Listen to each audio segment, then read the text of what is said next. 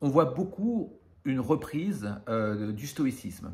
En France, à l'étranger, le stoïcisme est l'école que l'on va garder, regarder, qui va nous sembler la plus inspirante, qui va nous sembler la plus, d'une certaine manière, la plus proche de nous ou celle qu'il faudrait le plus pratiquer. C'est, me semble-t-il, un peu regrettable parce que nous avons eu des mélanges des exercices spirituels.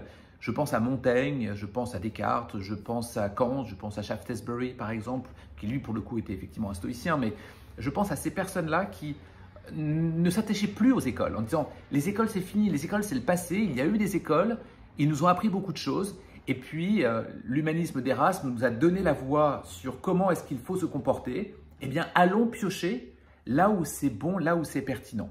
Et cette dimension-là est importante parce que si l'on si on regarde la question du stoïcisme à proprement parler, eh bien, on se prive de l'épicurisme fondamental sur la question des besoins nécessaires ou pas, par exemple. Et c'est aussi important que ce qui dépend de soi ou ce qui n'en dépend pas.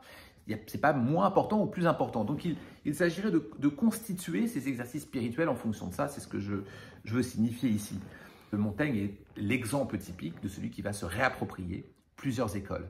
Alors, quand il lit Montaigne, il dit « mais ça c'est bien chez eux, ça c'est bien chez eux, ça c'est bien chez eux ». On peut d'une certaine manière faire son miel de ce qui a existé. C'est normal que c'est existé de manière séparée, de manière silotée, mais c'est aussi quelque chose de normal que l'on puisse rassembler vers quelque chose pour le bien commun.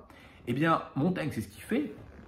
C'est l'occasion de visiter la chambre de Montaigne dans le sud-ouest. Eh bien, vous avez sur les poutres de sa chambre, vous avez des inscriptions, et bien parfois c'est des citations épicuriennes, parfois de sceptiques, parfois d'épicuriens, parce qu'il pense que la façon avec laquelle il réussira à se transformer, à devenir ce qu'il doit être, eh bien c'est possible avec différentes écoles et pas qu'une seule. J'ai cité tout à l'heure l'importance de connaître les besoins naturels et nécessaires chez les épicuriens, comme le tétrapharmakos par exemple.